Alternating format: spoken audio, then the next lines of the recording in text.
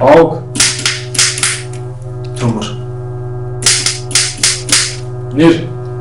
Нацаг дорж.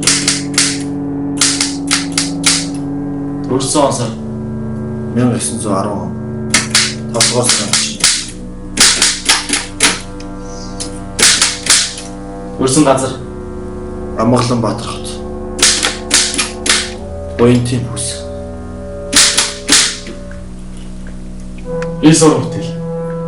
Сүхбаатар. Согтойж. Норжмарын зам. Анх дугаар хичээл Сүлжин. Энэ кинонуудад найруулагч ажилласан. Гэхдээ миний уран бүтээлийг хаагдуулж байсан. Миний нэрийг хассан бил. Чи Германы туслах байсан.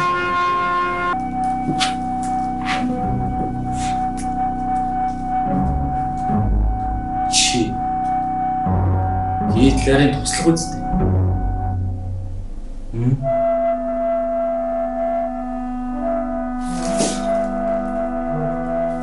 Энийг хор.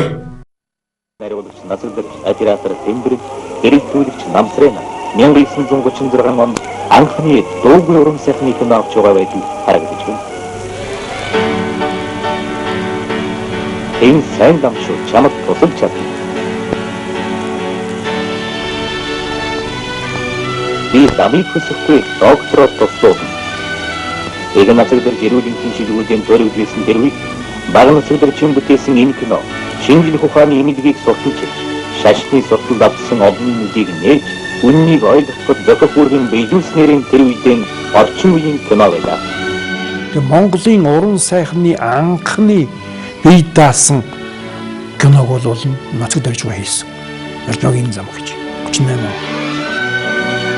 Шефертэй хамтар зохиолын бичсэн байдیں۔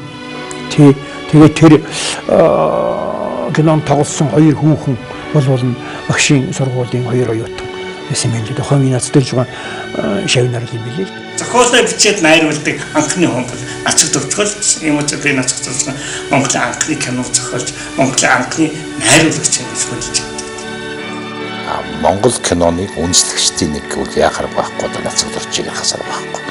Монголын анхны найруулагчдын нэг кино найруулагчдын нэг анхны бүтээл төрөлийг эхлүүлсэн анхны одоо өндөр боловсролтой эмсэхэтэн хүн байсан учраас тэр үед одоо илүү их мэддэг, илүү одоо юмыг сонирхдаг ийм хүн амьд явах хувь зай байгаагүй. Харамсалтай нь одоо сүүлийн үед тэр одоо 40-од оны үед хийгдсэн тэр кинонуудад бол одоо Төмрийн Нацаг дөржийн нэг бүрдэхгүй байгаа. Яагаад гэвэл одоо яг чухам Төмрийн Нацаг дөрж ямар киноны зохиолыг бичсэн гэдэг нь бас тодорхой. Тийм учраас Нацаг дөржийг бол бас нэг бүрдэхгүй байгаа. Үндэ хэд бол 30-40-од оны кино зохиолууд тэр Төмрийн Нацаг дөрж яхааргүй оролцсон юм байна.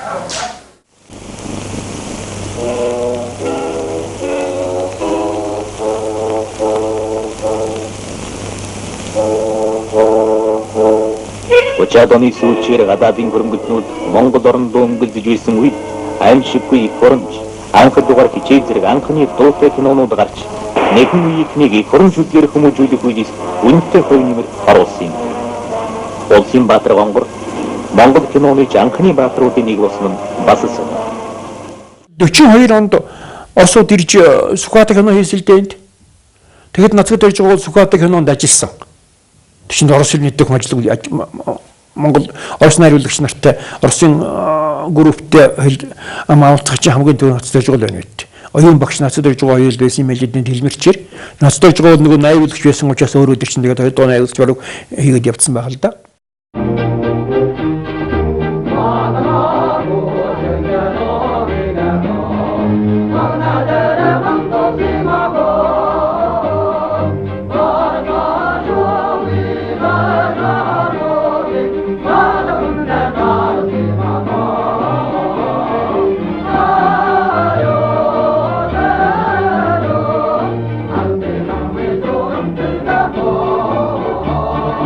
Сүхбаатар кинонд Төмрийн Нацаг дөрж бол зүгээр тэрэн дээр найруулагчаар ажиллаж байсан. Тэрэн дээр зохиолчоор ажиллаж байна. Тэрэн дээр Төмрийн Нацаг дөрж юугаар ажиллаж явах үед тэр үед тийм бол одоо тэр нөгөө төмрийн нацад орж Германд яваад юм үзээд нүд талиадсан болохоор тэр дайны үед одоо ер Орсын байдал ямар шанстай байсан, Герман байдны байдал ямар шанстай байсан. Тэр бодит байдлыг бол тэр юм үзэж нүд тайлсны үед тэр үнэн бодтойгоор нь ярьсныг бол сүүлд бол дайны дараа тэр дайныг канонг дуусны дараагаар тэр бас янз янзын улсуудын ховжигээр одоо Германы магтсан гэсэн байдлаар бол төмрийн насад оржийг хэд хэд удаа шавнад барьж харж ирсэн шүү. Түүнээс бол төмрийн насад оржийг бол ерөнхийдөө бол энэ үнийг бол тэр уран бүтээлээс их хүндээ болсон.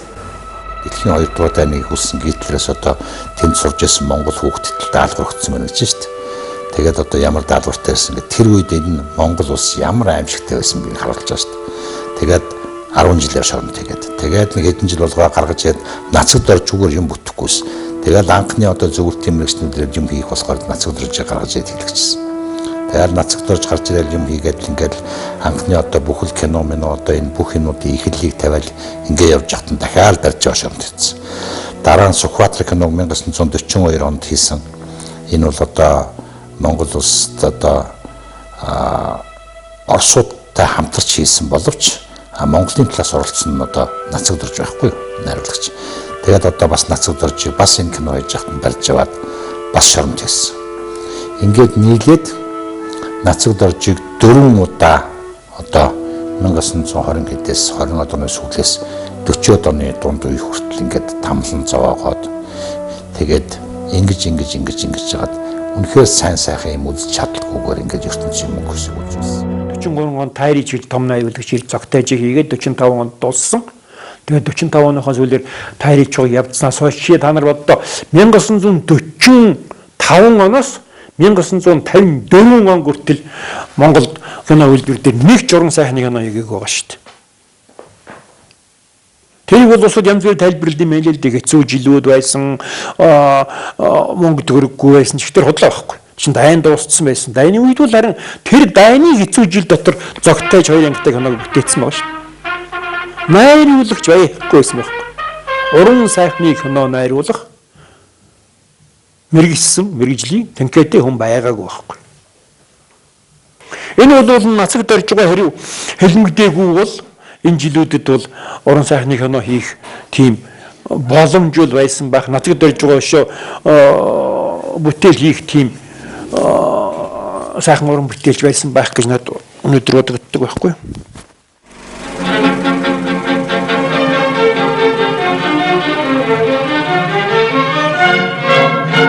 Монголын кино үйлдвэрийн толгойн төлөв тавьсан хүмүүсийн нэг нь бол төмрийн нацагд орж яхаар. Энэ бол тухайн үеийн Монголын тоотой хэдэн боловсралтай сэхэтнүүдийн нэг хүн байсан, нэг нь байсан. Төмрийн нацагд орж 20-аад оны сүүлээр Германд явсан, Францад явсан тэр эдхэн хүүхдийн нэг өөрөө бол энэ Амолон Баатар төрсөн өөртөө одоо анхны хурц ирсэн Монголд хурц ирсэн одоо анхны долоо мэрэгчлэлний нэг дэбдүү гэдэг оператортай хамт одоо кино найруулж байсан юм үнтэй Дашторж нацагд орж гэдэг одоо үнэхээр гайхалтай мундаг зохиолч Монголын шинэ үеийн уран зохиолын үндэслэгч нацагд орж гэж байдаг бол Монголын киноны хамгийн анхны нэртэй зүтгэлтэн бол яхаар байхгүй төмрийн нацагд орж.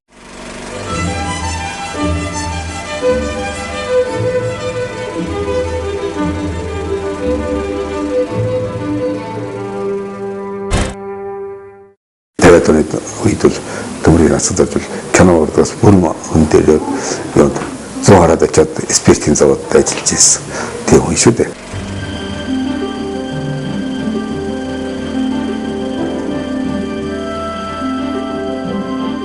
Нацагд орж олон кино хийсэн. Тэгээд хийсэн кино болгон дээрээ буруутаад баримтлагдчихсан.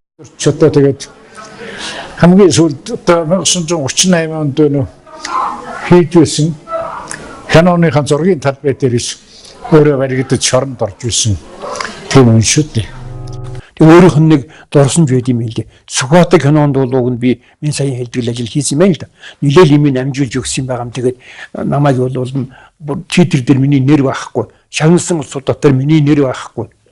Өөр нь одоо хэлмэгцэл гэж юм л да тийм ээ. Гэж өөрөө хүнд хэлсэн ярьсан байдаг. Дурсамж байгаа юм тийм. Тэгээд энэ Монгол кино 80 жил болоход заавал төмрийн нацаг дөржийг дурсах ёстой. Төмрийн нацаг дөрж зориулсан бүтээл төрөл хийх ёстой. Төмрийн нацаг дөрждод зориулсан гэрэлт самбар мамбар хийх ёстой. Үнэхээр энэ Монголын одоо гайхамшигтай сайхан сэхэтэн ийм хүн байсан. Энийг одоо дурсаж явах ёстой. 1939 онд тайзны жүжигийг кино болгон Сүрэг чон киног бие дан хийж 1940 онд анх дугаар хичээл уран сайхны киноны зохиолыг өөрөө бичиж найруулсны зэрэгцээ олон 10 бүлэг баримтат кино бүтээж он цагийн түүхийг хойч үедээ мөнхөлж үлдээсэн Гавьяатч. Харийн хар шуурганд харамсалтайгаар өртөж гунигт гянданд олон жил суусан ч сөгдөлгүй зүтгэж ялсаар ганцхан хорвоогийн жамыг дагаж үхэлтэйл эвлэрсэн аж. Төмрийн нацаг дөржин морин цэрэг танкист хил дээр гарсан хэрэг. Сүхбаатар зэрэг киног найруулсан байхад бүтээгчдийн өргөмжлөөс нэрийг нь хусаж баллуурсан ч түүхийн үнэнд гүйцэгдэж ил тод болсоор